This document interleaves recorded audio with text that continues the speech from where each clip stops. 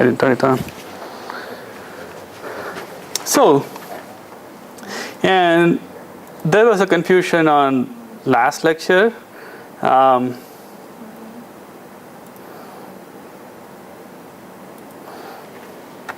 had told Professor Thain that he should cover the other paper, but the paper listed was a different one. Turns out I used Dreamweaver, which keeps a local copy of all your web pages, and then you're supposed to synchronize. I forgot to synchronize, so the web page was different than what I was seeing locally, and it's okay because both the papers are sort of good, right? So both the papers look at the notion of memory systems. So now we're going to focus on file systems, right? Which is sort of one of the four main topics in operating systems. You have the process and synchronization, memory, and file system. And this paper should be pretty exciting to most of you because for whatever reason, most of you did this sort of a thing for your course projects, right? You're measuring file systems. And turns out one of the reasons is it's sort of easy to measure file systems than anything else because you could do these measurements without perturbing the system too much, right? So I can find out, I think like one of the projects, you are trying to figure out what sort of files people store on the system without actually having to instrument anything, right? I can measure what kind of files you have without actually changing the AFS or whatever by, because all of them are in a stable storage. Whereas if I want to find out how the memory system performance is running, I have to attach myself to the operating system. And I need to know the history of how we got there, right? And that's important, right? So if you look at a snapshot of the memory system at any one state, it doesn't say as much as what happens when things change. So you would like to kind of keep track of what happens as things move. And it also depends on a whole bunch on the specific operating system parameters, which you may or may not know. So it's a little bit harder to look at processors or memory system and how they are performing without, so you need to understand how the processor is working, how the hardware is working, all those things. Traditionally, file systems, you can just look at it you can look at the snapshot, you can look at the state of the files and try to draw some conclusions, right? So they're both published in SOSP and they're slightly dated, but so this was actually a course project for operating system course, long time back. So, which is sort of good to know. This was a graduate student operating system course, and this is really not, right? So this was measuring something that they built based on whatever they learned here, right? I think this paper is very influential because it affected a whole bunch of file systems which are defined after this point, right? This is not the only paper which found what they found, but a lot of papers which were looking at the stuff. And around this time, whatever they found people are doing in terms of files influenced a lot of the file systems which are built afterwards. And I think till at least mid-90s or even till late 90s and so on, when you build a file system, people use facts such as files are typically small or files don't exist for too long. The life of a file is too small and so on and so forth. And they can all be traced back to this sort of a paper, right? And it's both good and bad. It's empirically based, so you can argue that this is what things should do. It's bad because you have the chicken and egg problem, right?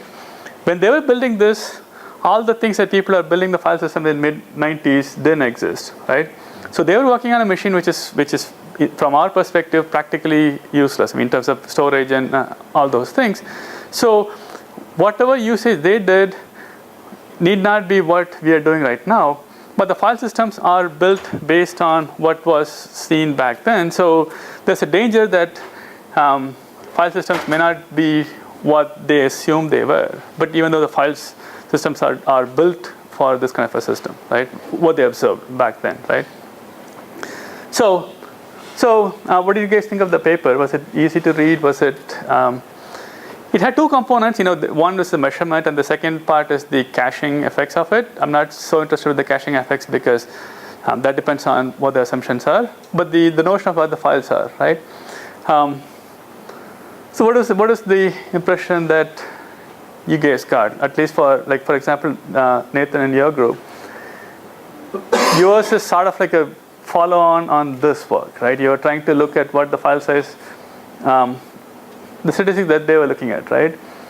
Do you observe similar stuff as they were looking at? So, I mean, I think there's the same general trend of the file size. The average file isn't that large, and most accesses they've heard of small files, but most data is transferred from large files. Mm-hmm.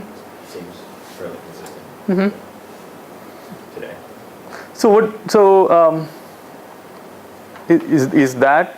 Does that still ring true to you, like the observation that they made that most files are small, but most data are transferred by a few large files, right? Is that true?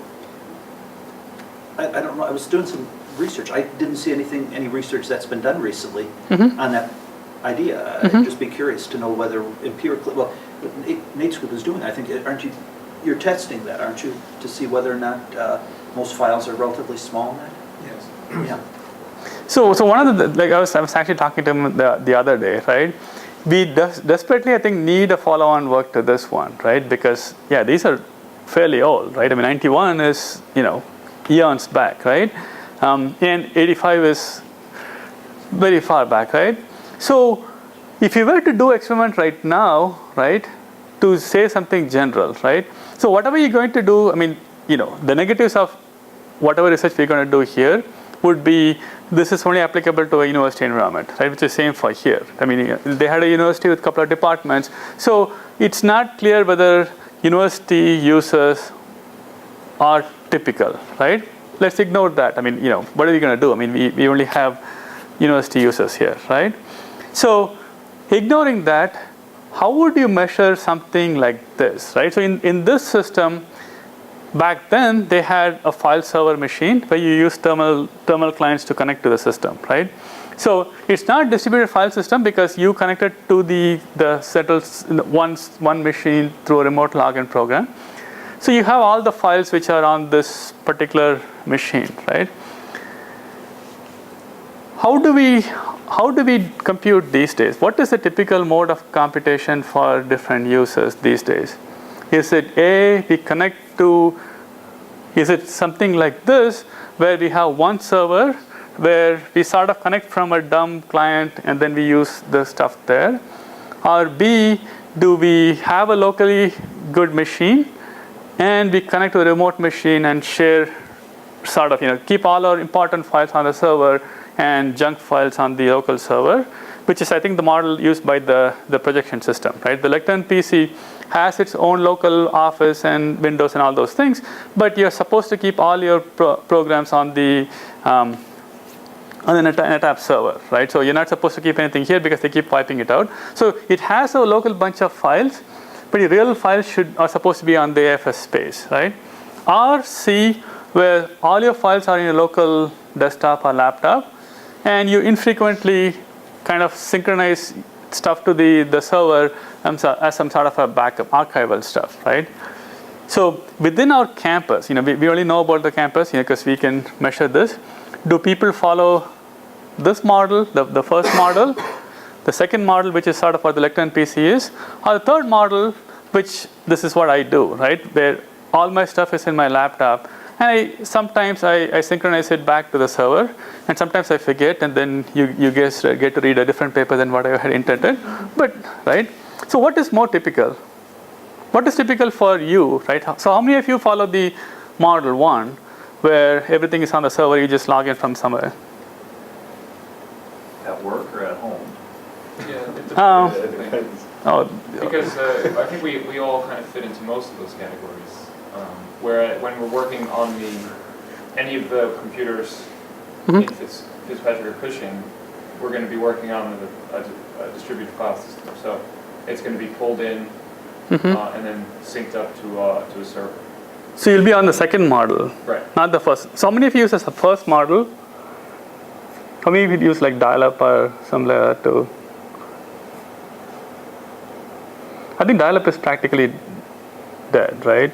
I mean, even if you do dial-up, I don't think any of you use like dial-up terminals and VT200 terminals and dial-up, right? So either you're doing like the 2 or 3, right? The 2 model is like sort of the lectern PC, or 3 model in the home you probably do the 3rd model, right?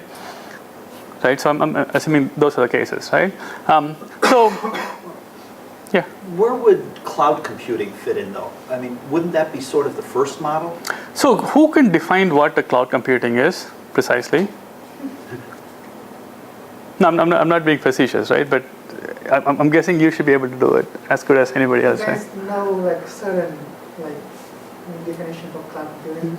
I went to a conference in Chicago like almost corporate, and like people are like fighting over like what's cloud computing. So my impression, which is not politically correct, which is for some reason that community, people have a need to kind of claim that they invented the field every few years. So one way to invent the field is to call it your own term. So if everybody calls it cloud computing and you use the word cloud computing, then you basically invented the field. So if you go back a little bit back, I think it was cluster, what's that, I forget what the name was, right? Somebody was explaining to me that there was, before cloud, there was something else, infrastructure computing or something. Before that was grid computing and all those things. So I don't think they have, to me, I don't know what cloud computing is, right? So it's sort of some nebulous kind of stuff, right? So if you mean the cloud computing, like what is that? Would you agree with that?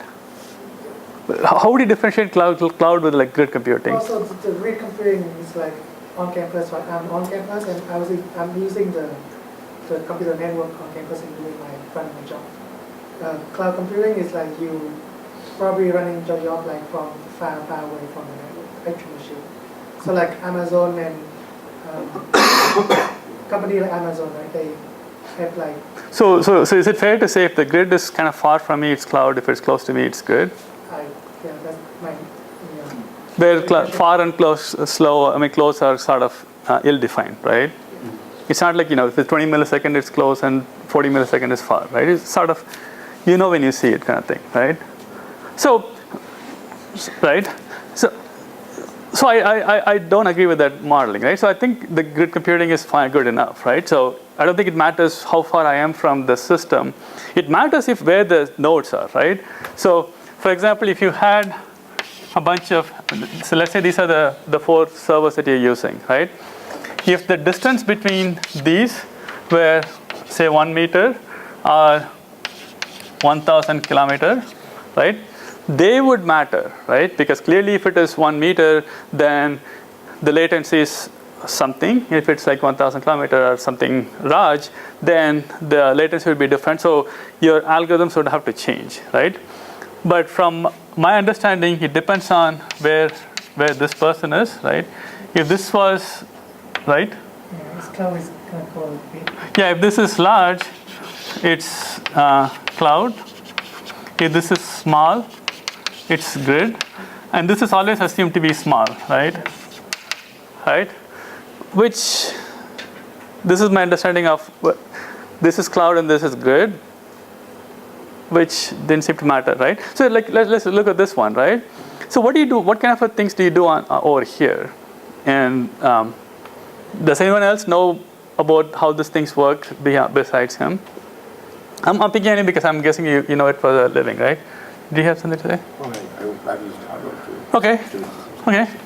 So what kind of things do they do? Is it the second model or the third model?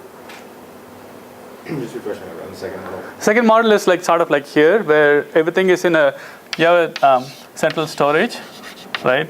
So all of them have their own local some space for running programs and stuff, but all the data that they manipulate is on a central stuff, right?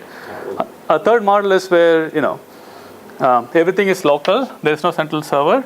You may have central server where you store all the final results as an archival storage, but it's not part of the computation. You do all the computation locally, and at the end you want to get some reliability, so you kind of store it over there, right? Okay, it's the third model, unless you use something like Chirp, and then you could go wherever you wanted in terms of centralized storage for the actual processing. But in more general context, right? Like, I guess the standard grid would be compute locally and then transfer the results. So it's more like a 3, right? Is that true? It depends on what kind of application you're running. So if your application using a lot of data, you have to bring data over your local hard drive, and then. No, so the question is like if you go to like Amazon, right? Does Amazon provide you with the globally shared single file system? Yes, they have a distinction between the compute node and then the storage node. Okay. So they separate, they are not the same. So the storage that you use could be the central, the storage, not your local thing, right? So you could I guess operate on both the stuff, right? Yeah, right. So the reason why I brought that up is if you want to follow up on this study, right? We have to understand where the world is, right? We have to understand whether it's on the 1, 2, or 3, right? For 1, which is where they did, right? Life is sort of easy because you have to go to this one server and modify it, instrument it, or what have you, to figure out what types of files there are, right? So I don't know how many of you remember the good old days of BT100 terminals and stuff, the real terminals. There was nothing local there. I mean, this is like, just keyboard and a screen and a modem, right? So I don't have to do anything on the local side. I don't have to measure anything. You just measure the stuff, right? When you go to the 2 side, right? So the challenge is if you want to monitor what this lectern PCs do, right? The lectern PCs have their own files and all those things, but they're sort of standard, right? Because OIT decides what goes into this stuff. They create an image, they install it on this machine. So I can snapshot any one of those machines and kind of extrapolate that to all the lectern PCs. If I want to see how lectern PC kind of systems work, I have to snapshot one lectern PC, see what kind of files there are, and there are 1,000 machines on the campus. I assume that all of them are exactly the same, so I can draw some statistical conclusions, right? And then for the second component of the 2 scenario, which is the AFS server or the central server where it has all the files, we have to go and tell OIT to give us access to look at the one thing, which kind of goes back to this model, right? So I need to instrument this one central server, which is what we have to do for first case, and I need to look at one of these lectern PCs. That gets me a snapshot of the two components of the file system. There's one component which is running on the local machine, which is all the local files, which I can sample one machine and I'm done, and then I look at the central server, right? The third model, right, is everybody has their own file system locally, and then you use sort of the global server as some sort of archival storage. To analyze this, I need to figure out how each one of you is storing files. I need to analyze each one of the contents, right? Which is sort of what you are trying to do, right? The problem with that is I need to they need to instrument every one of those things. So if you have desktops and home which is running like that, so then he has to work with you to install something on each one of you, right? I think the world is moving towards this model, right? By sheer technology, right? I mean, if you buy a machine, I'm surprised. I was amazed that the typical desktop hard drive can be as big as 2 terabytes, right? And 2 terabytes is like 179 or something, which is practically free kind of thing. I mean, you get that big a storage, right? When you have 2 terabytes of storage, I don't see why you would want to go to the other kind of model, because it's sufficiently large. Even if you want to use it as a cache, it's still bigger than what you can do. So you may want to use so the future seems to be here. So that is the hardest one to study, because now they need to go instrument all the people. So how many people did you do this for your 10? So to have a statistically valid kind of stuff, you need to have more than 10. You need to have a lot more than that, right? And that's very, very hard, right? Because it's probably easy to, because for this, for the number 1 model, all I have to do is convince OIT that we want to do this, and if they're convinced, we are done. Here, we need to convince each one of the users and intrusively do something. And I think in your case, you put a flash key and stuff, and you have to kind of be nice with the users and stuff, right? But anybody who can do this on a larger scale, you have an excellent paper coming up, because waiting to be published, because it's going to be a lot of work, because now you have to go target the population. And one of the things which happen when you do a targeted things like that is you need to look at the statistics, go back to your statistics books and user studies kind of thing, right? So you have to figure out what the biases are, right? So if all the people who are helping you are fellow file system geeks, then they don't represent the whole population. So it will be good to go to randomly walk to the La Fortune and then ask somebody, can I monitor your laptop or something, right? Because that's the most interesting part, right? I mean, I don't think all of you in the class are going to be that interesting because I expect all of you to be sort of similar. I mean, all computer science grad student kind of thing, right? So whoever can do that has a really fantastic paper, but the challenge is it's so hard that no one seems to have looked into it, and maybe because people assume that maybe people are not interested. So that so whoever is looking for a research topic, I think that'll be an excellent thing to look at, but it's very hard, right? We tried to do the look at the server kind of thing. I asked OIT, they just blew us off because their basic point is they have like 7 terabytes of data. All he wanted was a snapshot of what kind of files that people store, and they won't do it because they don't want to give me or anybody, any student here, the administrative privileges, so I can do a listing of all the files in the system, stored in the system. Not necessarily like what they were doing, like when the files open and stuff, but do a snapshot of all the files that are stored. They didn't want to give those, but the other alternative is we give them a script that they run as their privileges, right? Which can basically look at all the files, like what they were doing, but change the names to to MD5 hash, so you don't know what those are. But that means they need to spend time and energy to run the script and trusters and all those things, and they didn't want to deal with that, right? So if any of you know some place which will let you look into those, like look into some large central storage, that'll be a good thing too, because all these things are going beyond the class. I mean, I think it won't be super hard, but the impact can be pretty high. Did the Microsoft project that you described, did they not do this? Okay, yeah. The far side? Yeah. They did some of the stuff, right? They didn't look at they looked at some of the file contents. So the far side is a little better because they have absolute control over all their desktops, right? I mean, it's the same corporation. I would say that the best place to do this would be in a corporation where you can convince somebody to just install some program knowledge. So I'm sure if you can convince OIT to put something on the lectern PCs, right, to see what's on the lectern PCs, right? But that's not as interesting as every desktop for every employee of Microsoft, because you're going to have a lot of different use cases. Secretaries are going to have different use cases than programmers, than CEO. But that study actually found that most files are duplicates, right? It found that most users tend to use it like this lectern PC, right, where the software is installed and they do very little of the stuff. And yeah, I mean, there's good and bad in both the stuff, right? So if you think of so I don't know who the typical corporate person is. If your typical corporate person is a secretary, then they probably run Microsoft Exchange. If you're a Microsoft corporation, then you Exchange all the time, and you do PowerPoint or Word or the typical applications, and they have certain use pattern, right? If you're looking for somebody who's so it'll be good to look at more general cases than a corporate setting, because I think they have like 40,000 users or something that they monitored, but I think they all tend to be more homogeneous because most of them are working for a corporation. They're supposed to do certain things. I mean, they're not. It's not like they give a PC and say you do whatever you want with that kind of stuff, right? But yeah,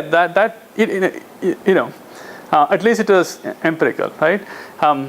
So, but on the academic side, I would really like to know what happens on the third case. What do people do with their laptops and stuff? And I think what you were trying to do was good, but the limitations which you cannot get away from is you have to basically ask all those people. So how did you bribe the different people? At this point, we just used friends to test the software. Okay. See if there were any issues, right, on writing issues. Yeah, and so you have to bribe them, because I think if you can bribe them, then you get more variety than if you can't bribe them. If you walk up to the student center and say, can I use your laptop for another 2 hours because I want to collect this data, people are going to say no. But if you have like a good bribe, right, I can give you, I don't know, $5 or something like that, then they may help you a lot more. But anyway, so it's very important because all the things that we do in file systems depend on this fact, right? So when you look at the ZFS file system, right? It's very easy to build a file system if you get to define your own world, right? If you say my file system is optimized for all kind of large files, you can come up with a fantastic solution, right? But unless it matches with what the world is doing, it's no use, right? So if you optimize for, you can build a file system which can store up to zettabyte or some humongous 16 exabytes. Sorry. So it's something that you can tell people, I can store up to 16, whatever. But if all the people are doing what Nathan, I think your project was showing, which is like the median was like 4,000 bytes. So the median of the users won't notice a difference, right? Whether so if you're no faster than any other file system for the median files or 90% of the files, whatever, 98% of the files, then yes, you will make that one human being who is storing 1 exabyte happy. Everybody else will be sad because there's overhead for the system, right? The only nice thing is you can actually store 16 exabyte files. Like 16 times 10 to the 30th files. So if you're only using small files and you have a really, really, really, really, really large disk, you can store as many files as you want. Yeah, but if no one uses it, right?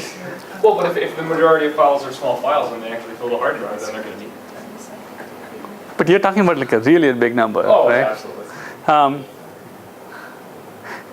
And some of the operating systems kind of mess with this stuff, right? For example, with the Mac, they create a directory and call it a single file. If you go through the Mac, it looks like a file, right?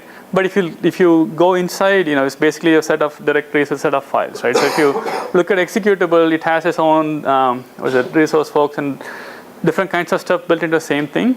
So it looks like one file to you. It looks like PowerPoint.exe or something to you. But from the file system perspective, it's a whole directory full of files, right? And that has effects on how things work. So if you want to do analysis, you need to also understand how the operating system uses that particular stuff, right? So anyway, so this is very influential, right? And it's the other problem is I think people, for the most part, believe that the file system work is done, right? How many of you believe that? Actually, you guys shouldn't believe that because apparently there's ext4 and ZFS, right? But in general, it's your gut feeling that file systems are for the most case is decent, good enough. You don't have to.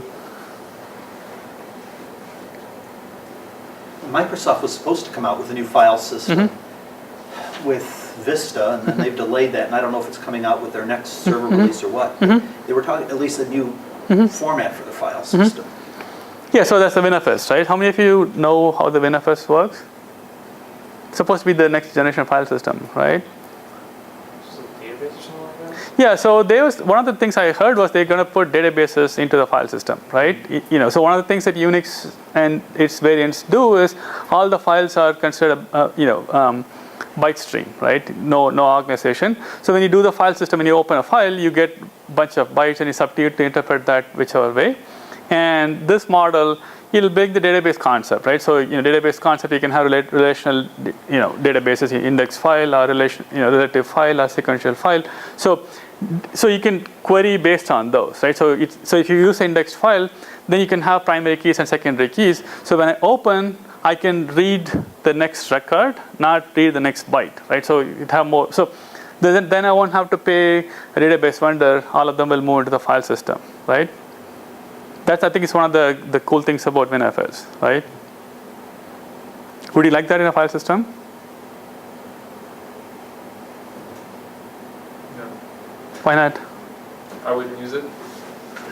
So turns out it's not new, right? Turns out every file system before Unix did that, right? In fact, the DEC file systems in 70s and stuff, they did that, right? They had the database built into the file system. So a lot of the things that we think is new was done in 70s and 60s, right? They had the databases into the file system. They had a versioning file system. The DEC file system was versioning. So every time you create a file, you save a new file. It creates a file at, I believe. So if you have a file.c, you'll create file.c ;1, right? It'll create versions as far as you want, and so the snapshot versioning thing has been around for a long time, right? Back then, the problem was putting all the stuff inside the file system meant that things could slow down, right? So one of the things that UNIX, when it came out, you get much faster performance because the file system did not care about anything. It's just a bunch of bytes. So it's up to you to build the logic on top of it, right? So you got good performance out of the file system, right? What's the flip side of that, of what I just said? Which is, if you have a Unix file system, then you got excellent. You got the best raw performance you can expect because the file system is basically reading the bytes off the disk and giving it to you, right? Searching for files is not fast. You basically move all the logic into the applications, right? So if you really wanted index file, then your application is supposed to run its own stuff, run MySQL or whoever to make some stuff out of it, and that has implications, right? So if all of us really wanted databases, then we are going to pay the cost anyway, right? So in your system, it's no longer in the kernel, so your file systems are super fast, but your user face the cost. So the WinFS is back to the future, right? So here, I think one of the nice things would be if you can do this with this close cooperation with the Visual C and all those things, then you as an application programmer wouldn't have to deal with all the intricacies of opening records and all those things. It can be hidden from you. So that ecosystem of Microsoft IDE and your file system could get you the best of both the worlds, right? And that's one of the things, right? So you could argue that we haven't seen too many new file system concepts in a long time. The directory stuff, but they're from 60s, 70s, so they're not really new, right? The other thing people are talking about a lot was object-based storage, right? And I think Panasys, there's a storage vendor called Panasys. It's a startup from folks at CMU, right? So we probably won't have too much time to talk about that model. So their argument is file systems have grown beyond, the disks are fast and disks have big storage, right? So there is no need to be so optimal as we had to be back in the days, right? And the files, the disks are already running operating system, right? They have little controller, they're running operating system. They have enough storage, they have their own cache and everything, right? So all the stuff that you might have learned in your undergrad operating system in terms of disks and seek and all those things, right, have no consequence in real life, right?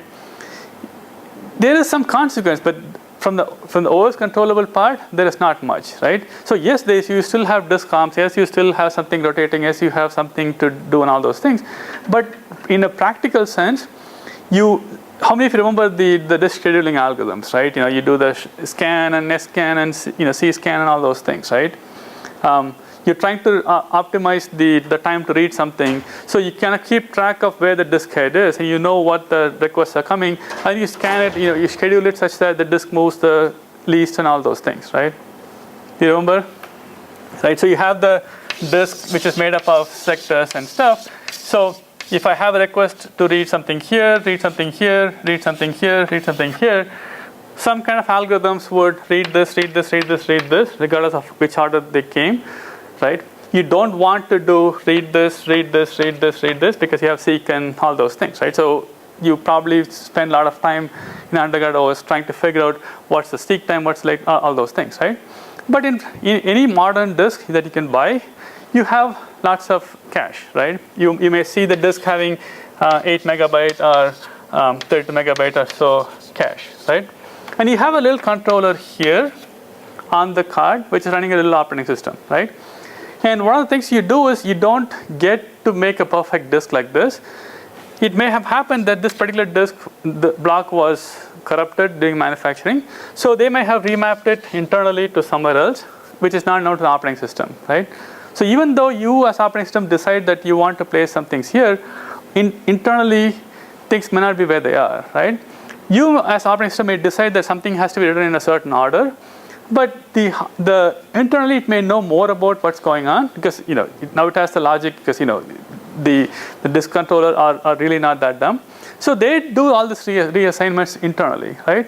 So when you try to optimize all this on the OS level, most frequently you're not doing anything because you can say I want to read 1, 2, and 3, and 4 and give it to the hard disk controller. It can decide to do whatever it wants. So it can read it as 4, 3, 2, 1 if that's what makes sense for it, right? So at best, your effort is useless because whatever you do, the controller is going to change it. At worst, you may pollute the thing, right? So disk manufacturers like Seagate and all would like for you to get out of this business. They like for you to get out of the business of optimizing all this stuff. So they would like you to just say, I want to read block 4, 3, 2, and 1, and leave the notion of where they are and how to do this to the disk controller, right? Going further, and actually it also makes sense if you do a SAN kind of thing. In SAN or the ZFS pools and all those things, you kind of mix 2 or 3 disks into this one logical concept, so you have no idea where things are anyway. If you do a SAN, I can assign a set of groups. If I do a RAID or something, you have no idea where the blocks are anyway. So just get out of the business. So from the OS perspective, you shouldn't be doing all the stuff. You should just say, I want to write this block, and I find something, right? Going one step further, there is no reason why you should know what the blocking factor and all those things, right? So for example, the disk manufacturing, because of the physics of how these things work, things will be much faster here than over here because of the angular velocity and stuff, right? So you may find that you have to make the thing more, the density that you can store to store the same amount of stuff, or this manufacturer can figure that the block size here may be 512. The block size here may be longer, bigger, or something because of the geometry, right? So they can do all this stuff, and this, they change depending on where you are on the platter. They have different sized blocks, right? Because they know how the magnetic stuff works, so they can change all the stuff. There's no reason why you should be involved with that decision too. So what they would really like to say is, here is, I want to read this file, right? And I want to write this file. It's up to you to figure out what the block size is and find the optimal block size and store all the stuff, right? And that's the object-based storage. And that's a concept that the company called Panasys has been trying to push for the longest. So if you ask any disk manufacturer, they don't want to tell you where the disks are. They don't want to tell you what the blocks are because that's so restricting what they can do, right? So the only research I've seen which is sort of out in the future is again not that much into the future, which is basically removing all the block notions and just deal with it as objects, right? Objects are a whole chunk. So you can continue to work the way you did, but basically you just say, I want to write this 1 gigabyte file, and it figures out where that 1 gigabyte would be stored in which blocks and stuff. And you say, I want to read this block, not necessarily micromanage where these things should be stored, right? So other than that, we haven't seen that many different concepts other than the 1970s notion of UNIX files, which are a bunch of bytes, right? So the long-winded thing was to say, maybe that's one of the, so it's a chicken and problem. Nobody has done research to show what real human beings do in the Model 3, which is where we all seem to be, right? And the file system people have mostly been Unix kind of model seems to work kind of thing. So maybe one of them will kickstart the other. Maybe if we find that most people are typically really doing something different than what these people observed, then we will do something, right? But for the most part, we're kind of stuck with the 70s technology, which is a shame, right? So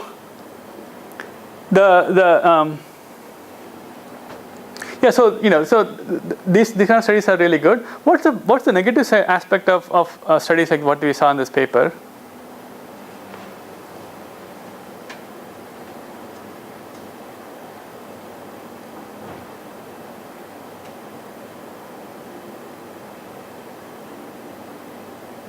The negatives are actually long term, not the negative right now, right? So if you, what's the long term damage you can do in studies like these? Not adapting to changing conditions. I mean, the internet came out in 1991, and, or I shouldn't say the internet, sorry about that, the World Wide Web came out in 1991, and that changed the dynamics of how people access files and that, but if we're still using the BSD approach, you know, we could be using the wrong file system to support the World Wide Web. You might bias the design of future file systems. Yeah, I think both those factors happen, right? One is the world may be changing, you don't know, right? But I think more insidious would be you bias your future design to fit in this model, right? So for example, if you find that files are better, say, stored small, right? So even if your system could benefit from a large file, you would change your program to write small files. You should, So if you find that the way Unix is, so how is the Unix file system optimized for? You must know the inodes and all those things, right? What is the Unix design triggered towards? Let me refresh the Unix model of storing contents, right? So you have an inode, right? It has some metadata, right? Metadata about file names and all those things. And then it has a bunch of direct blocks, right? Which point to data blocks. Then you have indirect block where this block points to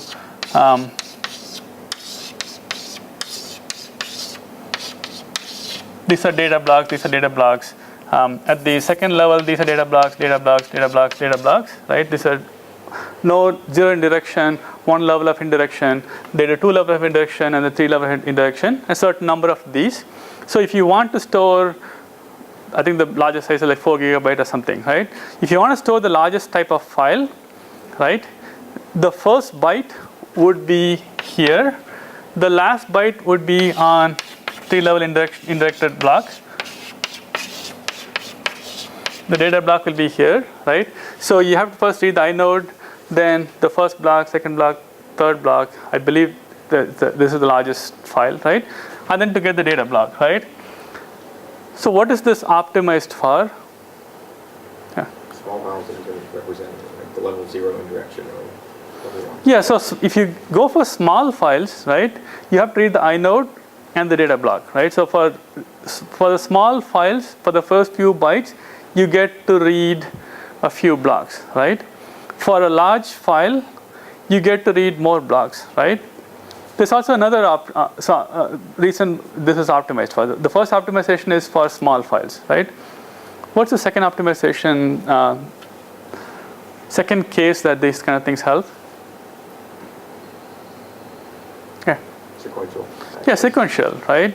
So even if you have the 3 levels of indirection, right, you develop the notion of directory cache where all these things are cached for you, right?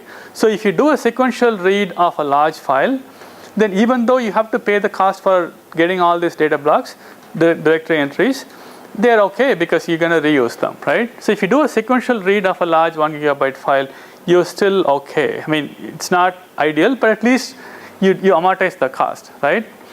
What happens if you do a random read in a large file? You've got a number of lookups you're going to have to do. I mean, to jump from one block to another data block to another data block. Yeah, so this would be horrendous, right? So if you're doing the random all over the place, so you may have to read all this extra blocks. So to get your data block, you have to do up to 3 or 4 directory entry reads, and since you're doing random read, you're going to flush the cache all the time, right? So this is clearly, so if you understand exactly what Unix does, right, you understand that it's optimized for sequential read, it's optimized for small files, right? It's not optimized for random reads for large files, right? So if you, as a programmer, need to store 4 GB worth of data somewhere, right? Would you store it in one file for 4 GB? Let's say you have to do random access, right? Would you store it as 4 GB for one file?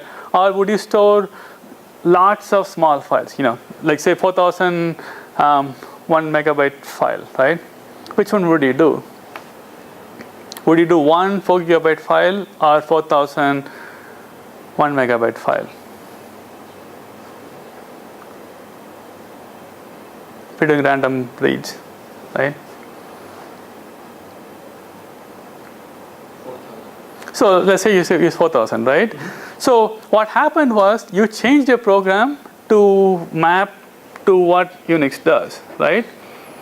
Now if I have to come around and I see that the file system, if I measure the file system, right? What am I going to see on the file system? What kind of files am I going to see? Small sequential files. Because that's what I optimize my program for, right? So it's sort of like a chicken and egg. So once the file system is optimized for it, I'm going to change my programs to map those. So when I measure the system, I'm going to find that the world is indeed all files are small. And it's not clear whether all files are small because all data is really small, or because savvy programmers know that small files are what this is optimized for. So you essentially change your behavior to fit the model, which is a shame because then it's very hard to undo the stem because you have to kind of slowly move away from the stuff, right? Yeah. So yeah, you know the stuff. So so you never write a 4 GB of random access file in a Unix, and that's what you see, right? So this is the paper which helped fortify a lot of the decisions, right? It's one of the I think this is the primary paper, right? So what Nathan is observing may be that the world continues to be what they said, but I'd like to know whether it is really because that's what we want to do or because we are kind of adapting to what the world was, right? And it's kind of hard to know because that's you only see the effects of it, right? And there are a lot of other things that we tend to do, right? We understand what the consistency semantics of these systems, right? We know that when you do certain things, things don't work the way you want. So you create a backup file, right? So when you look at the editor, right? So what do you know how when you edit a file, like say Emacs or VI or anything, right? How do they edit a file? How do you think files are edited? And how do they actually edit? Thinking back to when you were a freshman or something, right? If you say you want to edit file, and I told you that there's a file system concept called open, read, write, close, and you say you want to edit your PowerPoint file, what do you think you would do? And is that what you actually do? What do you think a naive person would assume when you say I'm using an editor to edit a file? Yeah?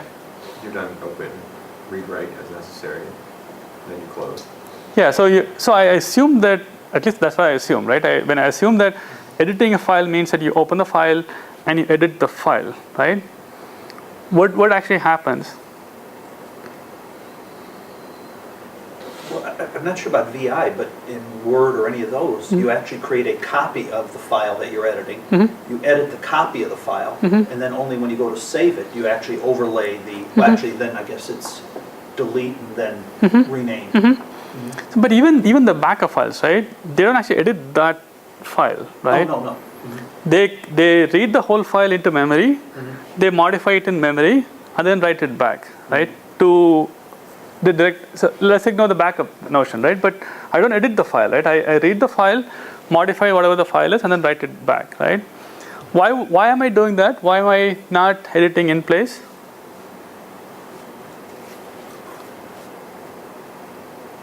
In case the system crashes during your write. Yeah, the atomic consistency model is kind of broken, right? I mean, it tells you what happens when you open, it tells you what happens when you write, but it doesn't tell you whether you can atomically go back, right? Yeah. I mean, editing in place might need more disk IOs. For every update you have to. It may need more disk I/O, right? Yeah, that's a good point. Yeah. What if you increase the size of what if you insert a bunch of text? Yeah, so now you're kind of stuck with this block and all those model, right? There's no operation called insert, right? You can append to the end, in the standard POSIX model you can append to the end, but you can't kind of insert in the middle, right? And it's kind of driven by the fact that there's like blocks and all those things, right? So if you want to change the file size in the middle, right, there's no way for me to delete it because the whole file, even though you as a user only sees it as a bunch of bytes, right? Internally it's a bunch of blocks, right? So if you cannot delete something in the middle because deleting would mean that block only has half the important values. right? You can't do that because it's all block based, right? So there are no operations for delete something in the middle. There's no operations for inserting something into the middle. So you can't really edit it because the POSIX model does not allow me to edit in place, right? So whatever reason we are stuck with that model. So essentially, yeah, there's no atomic guarantee on what happens. There's no guarantee. It's not possible for me to insert and really edit the thing because the model does not support it, right? Because there's a mismatch between what I want and what the file system gives me in terms of what I do, right? So for the atomic stuff, I create a backup copy and I operate on that, and then I hope to switch it, right? Early versions of VI editor, and I'm sure the other ones, didn't have this notion, so they operate it on in place, right? So what they do is they read the file, you modify the file, and then you write it back into the thing, right? But turns out if a system crashed at the point when it's writing it, right? So writing it would mean that you open the file, create a 0-byte file, you write the whole content because that's what you're trying to do, and then you close the file, right? If halfway through, if your system crashes while you're writing this stuff, then you get undefined results, right? You may get parts of the results, so the results are not guaranteed, which means that you may get a 0-byte file, right? When the system recovers, right? So you try to avoid that by having a backup file, right? So having a backup file, is that a good solution? Would it work all the time? But it's better than not having the backup files, yeah. Would it solve the problem where, while you're creating this update, some things may go wrong and you may have a 0-byte file, right? So what you're trying to do is you write it into this backup file, and then you do atomic switch, right? Meaning you delete the old file and then you rename the backup file to the regular file, right? Have you ever run into a problem with that model? Yeah. So all the work is lost. I know, but have you ever seen some kind of a problem with that approach? Have you ever seen a case where your main file is gone, only the backup file is there? Yeah. Yes. It's rare, but it happens, right? Because the file system does not support the atomic notion of move, right? So you may have to do a delete and then move rename the old file, right? If the system crashed after delete but not the rename, you may just have a backup file, but your file may be gone, right? So there are a lot of things. So what this means is now you're creating these backup files, right? Which, if you're measuring from the system perspective, you notice that there are files which are created, and you open a file, read all the file, and you close it, right? That's because I couldn't insert into the file. So I'm forced to develop editors which basically read the whole file and then close it. So clearly when they observe the system, they're going to observe that most reads are sequential because they're not inherently sequential. They're doing what they have to do to work with the system, right? All the editors tend to read the file sequentially and then write it. Even though editing operation itself is not sequential because editing you add anywhere, right? And you tend to create these backup files because you have a problem with the atomicity. So you're going to see that within the same directory, there are going to be multiple operations because they all happen. This is not something I wanted. This is because of the way file systems work. So I'm going to create more operations in the same directory because I have to get this option, right?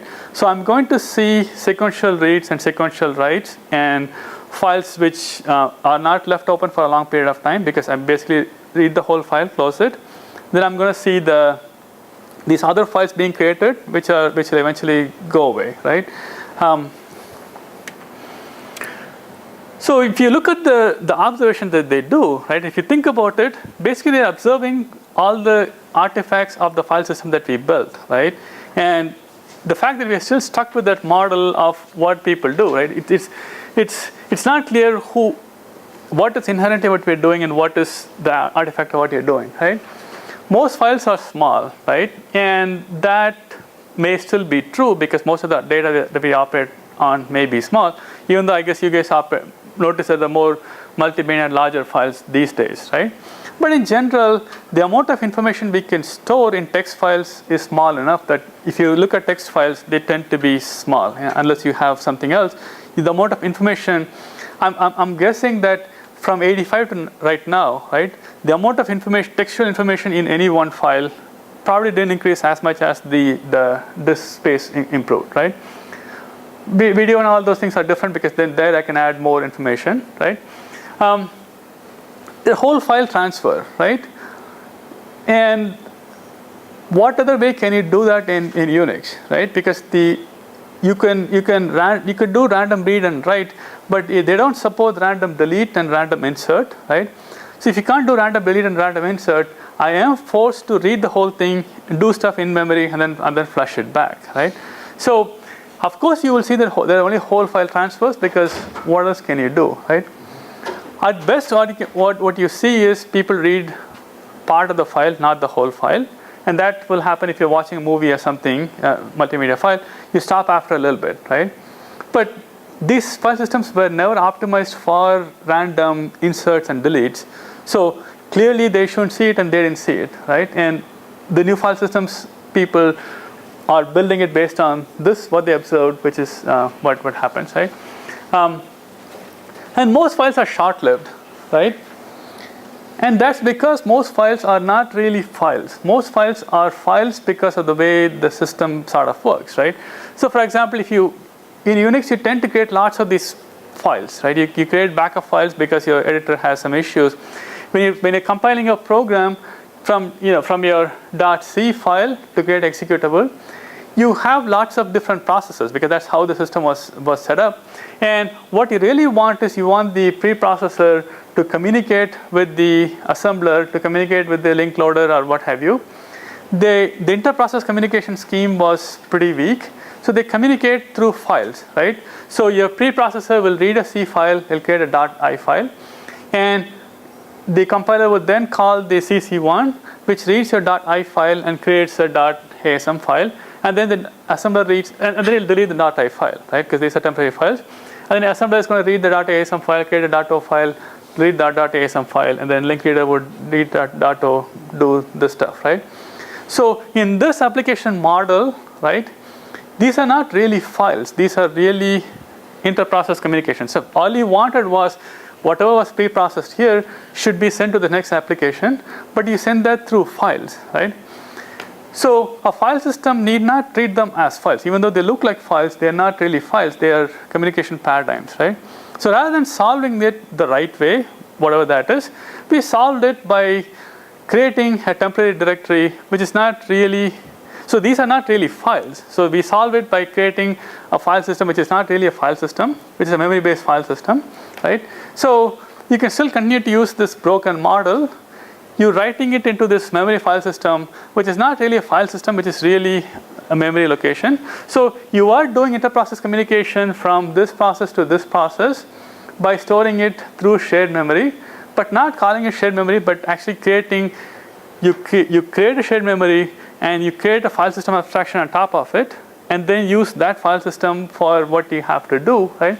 So most modern operating systems have the notion of in-memory file system, which is usually a temp, which is very fast. Some of you may have noticed it. It's very fast. You can store stuff into it really quickly, and that solved a whole bunch of problems with the system, right? So if you really do use a file system for compilers, it'll be really slow. But now if you use this stuff, so they observed that a lot of the files exist for a short amount of time. The reason is we didn't have an inter-process communication.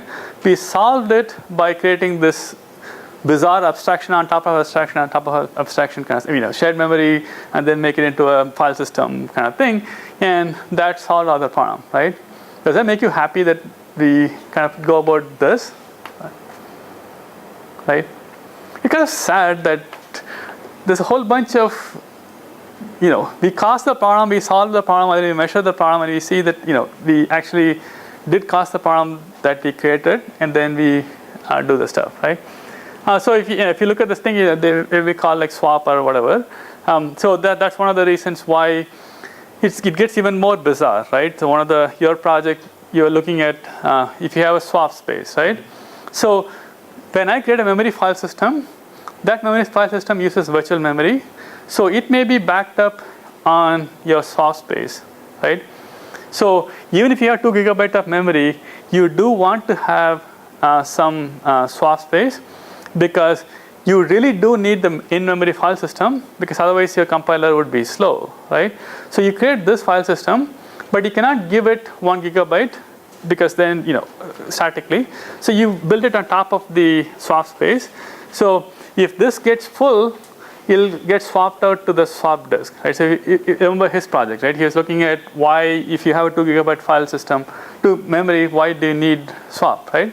Because now we have this notion that you have to have this memory file system that has to be backed up somewhere when it gets full. The way it does that, it goes to swap, which actually goes to a disk, right? So that makes sense. So to solve this problem, we created the memory file system. To solve the problem that what happens if this memory system gets full, you back it up based on virtual memory.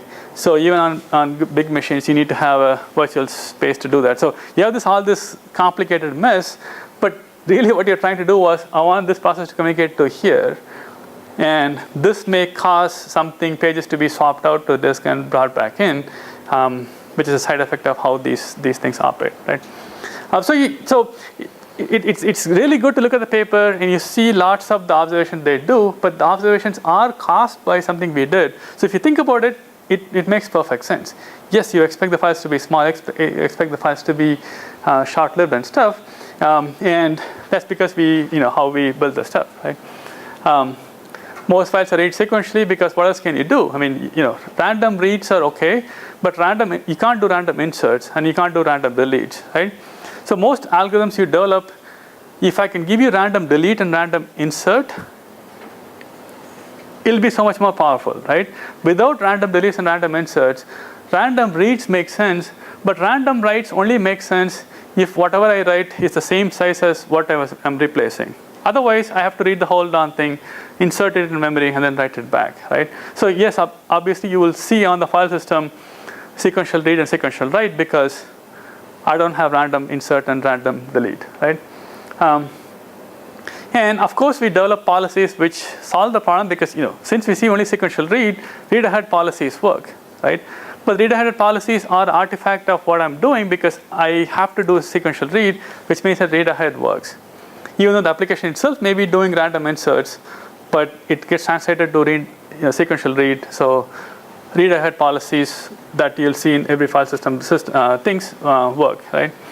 And the one I talked about in terms of the short durations. They're short because they're not really files. They're actually inter-process communication stuff or the way you do that. Very few applications actually leave a file open and operate it in space, right? And you'll see that in the development of AFS, we'll read a paper on that later, right? So AFS works because this is what happens. If you were to open a file, leave it open for a long time, AFS will have tough time, right? Because of the consistency model. But since nobody does that because of the way the files are being used, it's all in the same directory, and again, that's because either they're project oriented or because of that backup and all those things get created on the same directory because that's how these things are developed, right? And so the real challenge that I would like to look at is what happens. So the modern drives are really big. I mean, the desktop, the laptop hard drives can be 320 gig at 7200 RPM, right? Not just that, it's pretty inexpensive, like $150 or something for 7200 RPM laptop disk, right? A 2 terabyte disk for $179 or something, right? So it's not the question of what happens. I think the next challenge that we have to deal with is long-term storage, right? If you have 2 terabyte worth of data, backups are out of the door, right? I mean, I don't know how many of you back up, but backing up 2 terabytes of data, it's going to be far more expensive. So you need to have the things we know, right? RAID and all those things, right? But I think a lot of the RAID things are impractical, right? So RAID 5, right? You can have 3 plus 1 parity disk, right? If one of the disks crashes, to rebuild, it has to look at, remember for the RAID, it has to look at all the blocks to calculate the parity, right? If you have 2 terabyte disk, right? Parity calculation can take you days